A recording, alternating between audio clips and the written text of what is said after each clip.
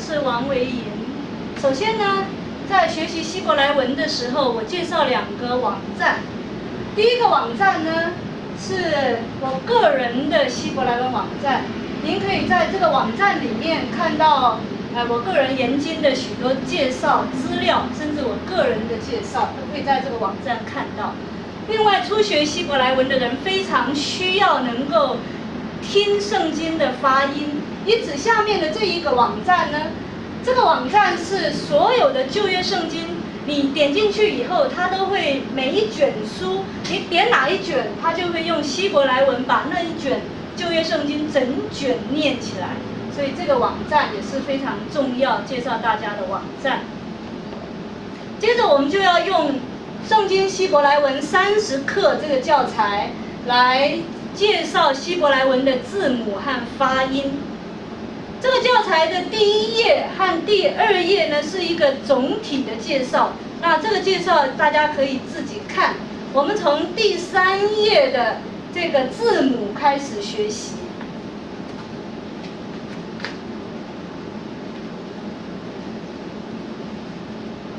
希伯来文的字母一共有22个，而且呢没有大小写的区别。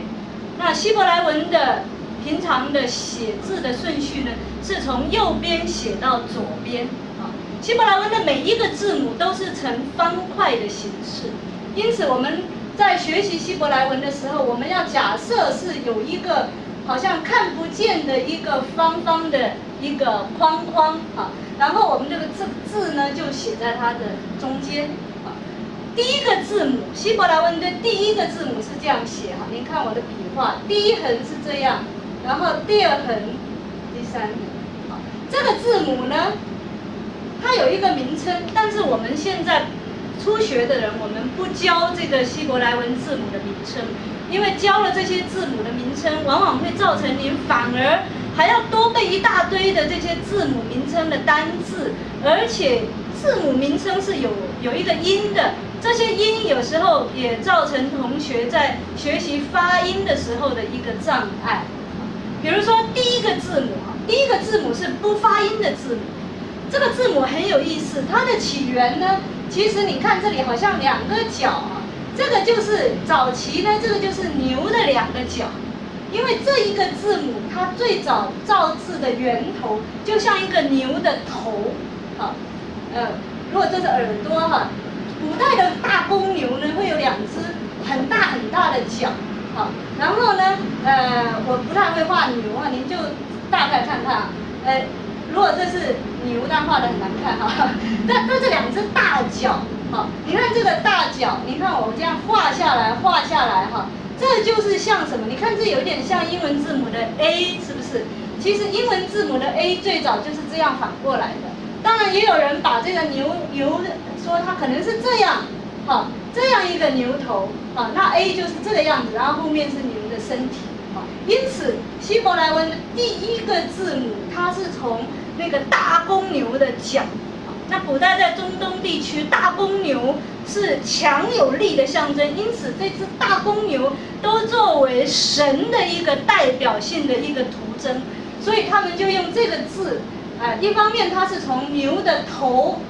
来造出来的，另外一方面呢，它就是代表上帝、代表神的一个字。好，所以希伯来文里面神 El 或者是神 Elohim 都是从这个字母开始写。那起初就有上帝，起初就有神，但是他不讲话，他不对人说话，他不发出声音，因此人也无从知道他的存在。因此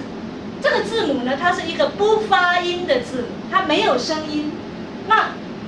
通常发它的时候呢，就按照它旁边或下面所带有的母音来发它。如果它的旁边或下面都没有音可以对的时候，它就不发音。但是它也不能不写，一定要写出来。好，因此第一个字母呢，就是这一个字母。好，现在我们看第2个字母。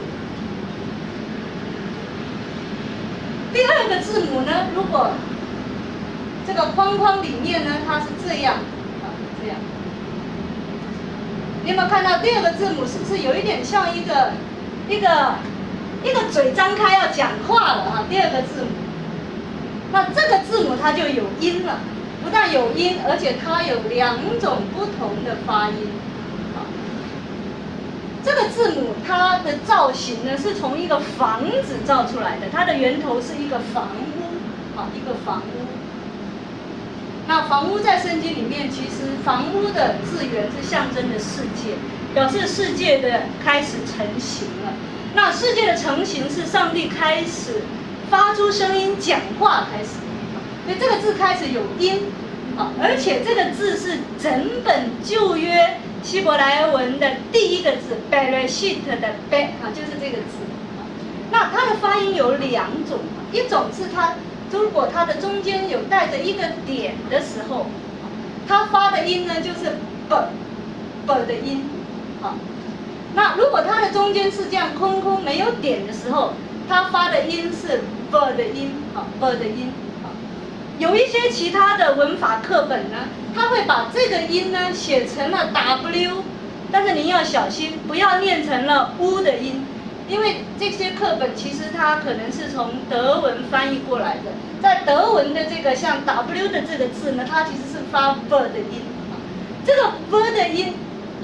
它主要的发音就是，您看我的嘴巴你必须用上面的牙齿咬下面的嘴唇。上齿咬下唇发出来的这个 b 的音，b 的音。所以第2个字母呢，它就感觉上上帝开始向人说话了，b， 而且世界开始成型，b 或者 b 或者 b。第3个字母呢？不但世界开始成型，而且呢，你看这个字，这个字，它是从骆驼造出来的一个字，骆驼。纵使不来谈骆驼的话，你看这个字，它是不是有一点像一个人？一个人，然后呢，伸出了他的脚，开始要行走的那个感觉，一个要行走的人的一个感觉。所以这个也暗示了上帝不但是说话，而且他也开始行动，这个字呢，它有2种写法，但是只有1个发音。2种写法，一个也是在这里有一个点，一个也是没有点。2种写法的发音是一样的它发的音呢都是葛的音，葛的音在我的教材里面呢，有另外写汉语拼音跟注音符号，还有英文的发音法这是给大家多方面的学习。那我目前写在黑板的呢，就是一般从英文或者从一般这个拉丁语系的语言怎么样来发它的音所以我写个，像一个骆驼开始行走第3个字母发歌的音个。